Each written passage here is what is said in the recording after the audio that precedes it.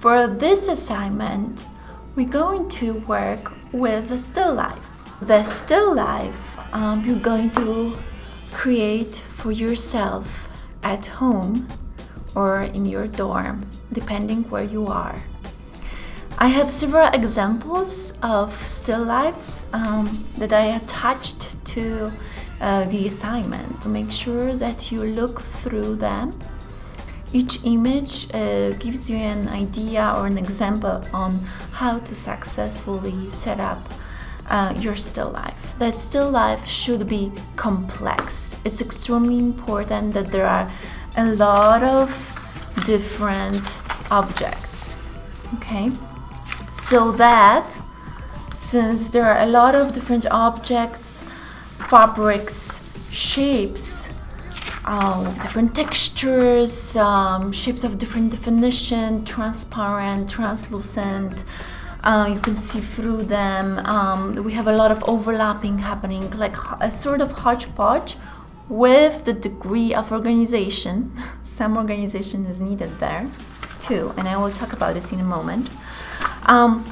This is important to have this robust, complex, because from this we're going to pull all the shapes and abstract them.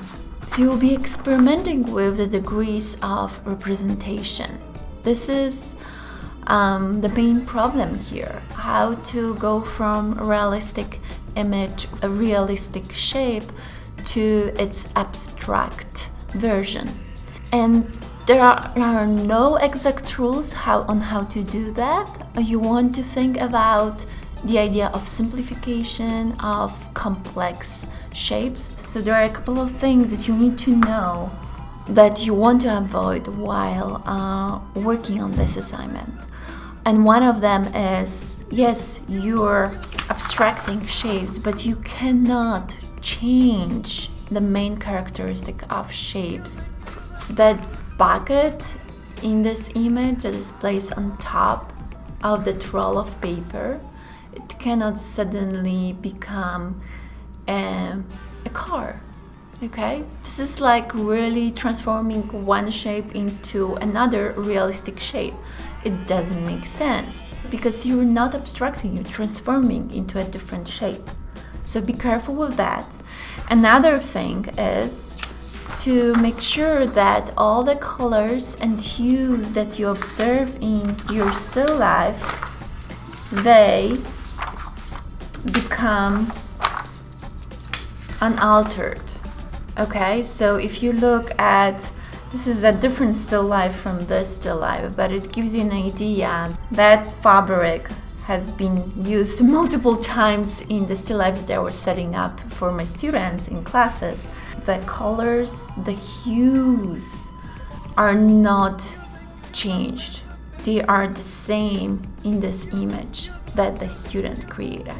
Okay, so you want to make sure that if that happens, if you're changing slightly the hue, that's okay. It cannot be too visible. It cannot be too drastic. You will manipulate, you will abstract the shapes, but you got to be careful and avoid the situation where suddenly you're coming with completely different color schemes.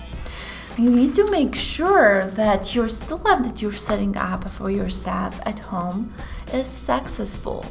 And this is what you're going to do once you set up a complex still life in the corner on the table. You have a lot of ideas in the images that I posted. Then you're going to take snapshots of different views of that still life before you decide on the best view. You're going to print out the image that you chose. It's extremely important that you print this out so you're not working with a tiny phone screen. That is not going to work. I know that. I've seen that. It's way too tiny image. So you need to make sure that you print this out on 8.5 by 11 color printer, of course. You still would like to use the fact that still life is there to look at that color is being translated through the printer, and it's never the same exactly as what you see in reality. So just make sure that you have both that printed image and this actual still life in front of you. Since you're working with cutout shapes, you already know that just because you're going to use this medium of color cards, it will be pretty easy to transfer them into abstract still life in your images. I posted a couple of images of my students who created works in response to this assignment. However, most of these images are in Paint. We were painting because of the limitations of this online class. We work only with colored paper. There's a little bit of media difference and treatment of material between paint and colored cutout paper. So keep it in mind. The images that I posted, the images of or examples of my former students, these are mostly done in Paint. So that's why they look a little bit different. However, the setup, the composition, the treatment of subject, the simplification, abstraction, the degrees of abstraction, the way the realistic setup is being transformed is extremely helpful for you. So let's look at the images. I have two different still lifes, and they're both really good. Okay, I think this one is a little bit more dynamic with the way draperies are distributed behind or underneath other shapes in the background. You actually would like to make sure that you start using zoom on your camera on your phone and start zooming in, because then it will help you to design a little bit more interesting picture plane and more dynamic when you have a lot of shapes that are being cropped. So I started here with the still life, and then I began cropping and looking for some more interesting close-ups. I began thinking about how to frame this subject in a little bit more interesting way, and I would like you to experiment. So compositionally, you want to challenge yourself. This is also quite interesting view. I still think it could have been more zoomed in. However, it's a very interesting and beautiful way of framing that movement here. So sometimes if you're not really sure, by staring into your phone, you're not really sure which image to choose, just print out a couple of images and then decide.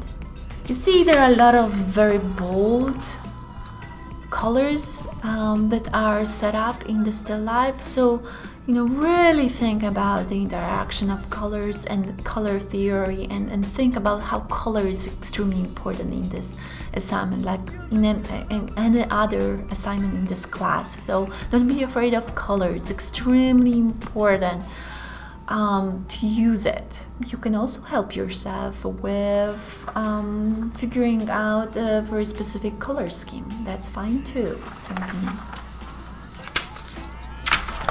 One more example. Let me see which way. Oh, this is the way to look at that. Okay, so there are several challenging shapes that pose some difficulty in cutting out intricate small shapes. Pose a challenge for you to figure out how to abstract shapes like this, because this is some type of the fabric that you can see through. This is perforated, and how to address that. That's challenging. I wouldn't tell you exactly how to do this. You would have to figure it out. Remember that you're using cutout color cards, so you can only create illusion of transparency, yes, or translucency. You already know how to do this from the previous week of studies, so you could use it here, or just treat this as another solid shape consisting maybe of different hues, slightly different hues of blue, or tints, tones, shades of the same color. So there are many different ways of approaching it. The success of this assignment depends also on your creative approach. Okay, this is a different still life. This is a little bit boring, isn't it? I would probably move the frame a little bit up so these two shapes would appear a little bit lower. These shapes should be perhaps more in the foreground. They are the closest, but really in the foreground we don't have that much happening here. Most of the activity and contrast happens within this area. You can still manage how you frame it better. All the materials that we've been using so far will be used in this assignment as well for checking on how to again cut, how to glue, how to apply shapes. All of that has been explained in my previous videos, in my previous demos. Please check the previous assignments such as self-portrait composing with color.